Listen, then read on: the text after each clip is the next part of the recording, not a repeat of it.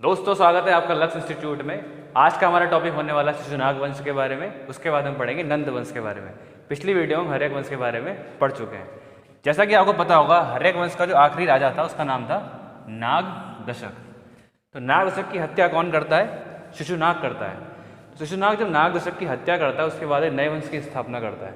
वो काफ़ी प्रतापी राजा था। उसके अलावा वो एक साम्राज्यवादी राजा था। अब साम्राज्यवादी किसे कहा जाता है? जो अपने साम्राज्य को फैलाए। तो शिशुनाग क्या करता है, जो आसपास के महाजनपद होते हैं जैसे कि अवंती, वत्स, कौशल, इन सबको मगध में मिला लेता है। उसके अलावा एक और महाजनपद होता है, इसका नाम होता है वज्जी। तो वज्जी को भी क्या करता है, वो अपने जो मगध महाजनपद है उसमें मिला लेता है। वज्जी की राजधानी क्या थी? वैशाली। तो होता क्या है, शिशुनाग वंश ने जब स्थापना करी शिशुनाग वंश की, उस समय उसकी राजधानी थी पाटलिपुत्र। आपको याद होगा पाटलिपुत्र राजधानी किसने बसाई थी? उदयन ने बसाई थी। यहाँ पे लिख देता हूँ मैं, उदयन। आपको याद होगा हर्यक वंश का तीसरे नंबर का राजा था उदयन। उदयन के बाद कौन आता है? नागदशक। फिर नागदशक की हत्या कौन करता है? शिशुनाग।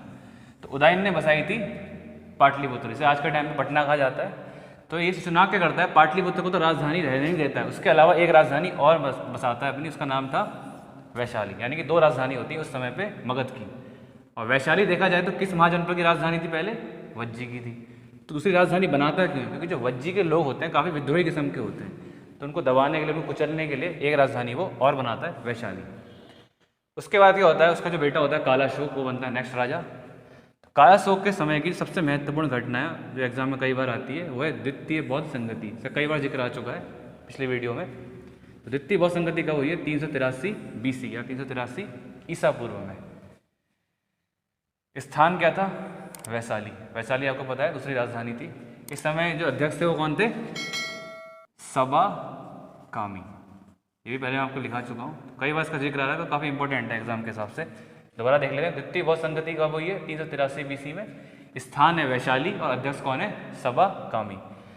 इसके बाद जो नेक्स्ट राजा आता है उसका नाम था नंदी वर्धन, और अंतिम शासक भी था। इसका नाम क्या था? नंदी वर्धन। इसने कुछ खास तो किया नहीं है, तो एग्जाम में कुछ क्वेश्चन यहाँ से बनता नहीं है, ना ही कोई इंपॉर्टेंट फैक्ट्स हैं इसके। तो नंदी वर्धन होता है अंतिम, शिशुनाग वंश का अंतिम राजा होता है। दोस्तों इन सब पॉइंट को नोट कर लीजिएगा। इसके बाद क्या होता है, नंदी वर्धन की हत्या कौन करता है? महापद्म नंद। महापद्म नंद। तो इसी का एक दरबारी होता है महापद्मनंद नाम का। वो क्या करता है, शिशुनाग वंश के आखिरी राजा नंदीवर्धन की हत्या कर देता है और एक नए वंश की स्थापना करता है। इसका नाम होता है नंद वंश।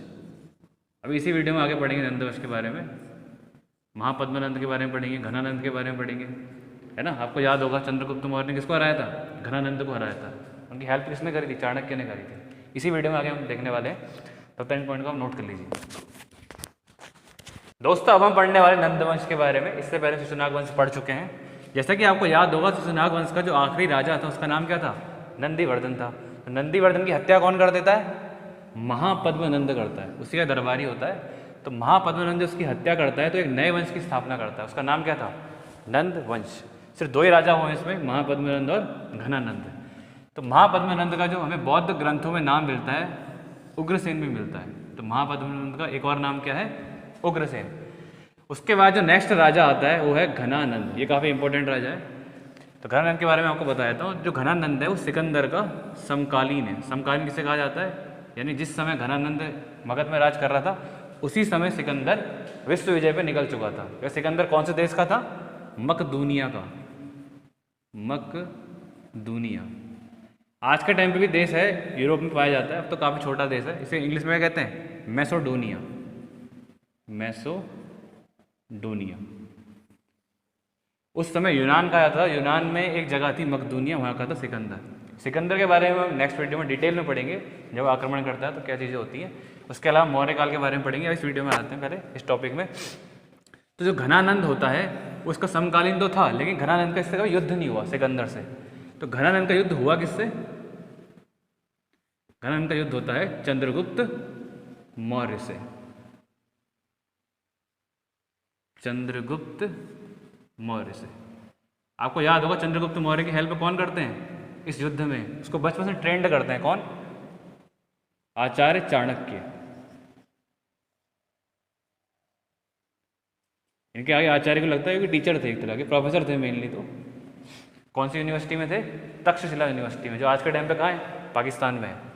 इनके बारे में हम डिटेल में कहाँ पढ़ेंगे? जब मौर्य वंश नेक्स्ट वीडियो में पढ़ेंगे, मौर्य वंश के बारे में, सिकंदर के बारे में, आचार्य चाणक्य के बारे में। इनने कौन सी बुक लिखी थी? एक अर्थशास्त्र।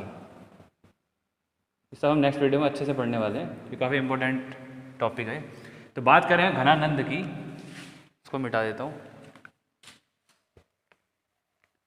तो घनानंद को चंद्रगुप्त मौर्य जब युद्ध में हरा देते हैं, तो उसके बाद ही ये जो वंश है यहीं पे समाप्त हो जाता है। इसके बाद नया वंश शुरू होता है मौर्य।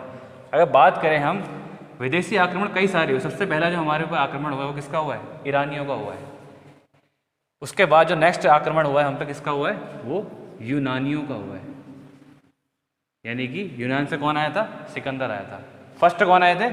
ईरानी आए थे। ईरानी में जो ईरानी लोगों ने पहले अटैक करा हम पे, उस समय में कौन सा वंश राज कर रहा था?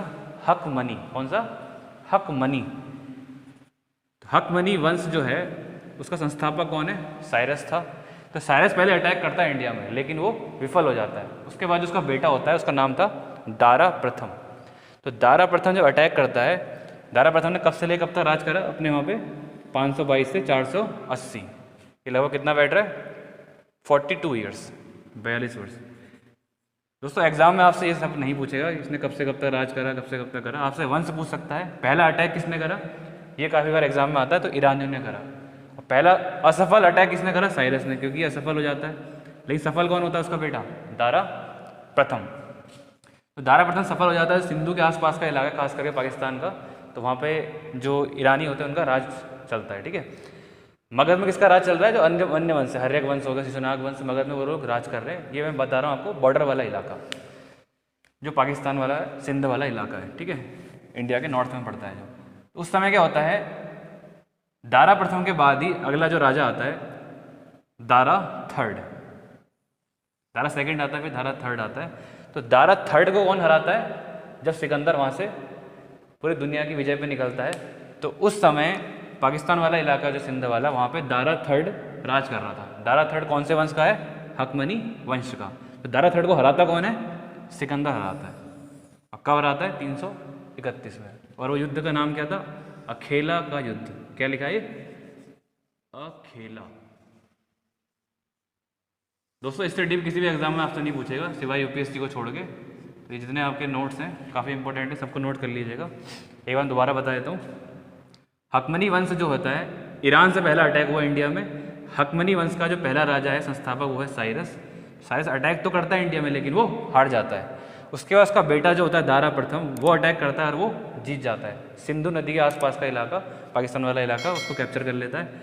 उसके बाद जो उसका पोता कहेंगे वो होता है दारा थर्ड। जब वो इंडिया में राज कर रहा होता है नॉर्थ वाले इलाके में, तो उस समय सिकंदर आता है कहाँ से? यूनान से। जो बीच के इलाके हैं, बैक्ट्रिया हो गया और जो आसपास के इलाके में, वो जीतते जीतते वो यहाँ पहुँचता है इंडिया में। तो इंडिया में किसको हराता है? वो दारा थर्ड को हराता है। इन सब पॉइंट को नोट कर लीजिएगा दोस्तों। आपको आई थिंक टॉपिक समझ में आ गया होगा। इसमें एक दो पॉइंट और रह गए हैं, उसको समझ लेते हैं। जैसे जब हकमनी वंश में जो दारा थर्ड होता है, इसको कौन हराता है? सिकंदर हरा देता है।